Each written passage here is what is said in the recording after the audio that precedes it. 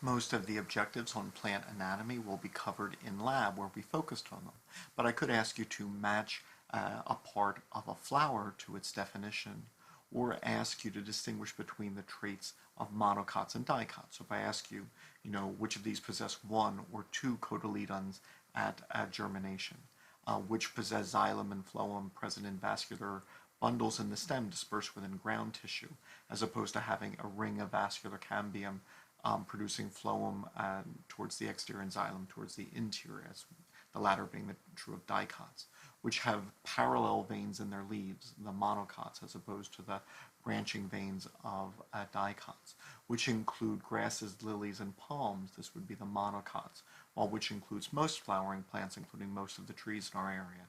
That would be the dicots.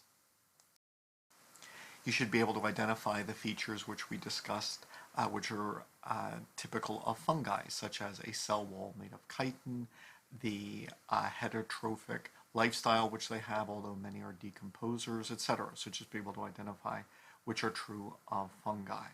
The dikaryon stage is that stage which exists in some groups in which there are two nuclei, two haploid nuclei in the same cell. Mycorrhizae are those endosymbiotic fungi which exist in plant roots, which are very important for nutrient absorption.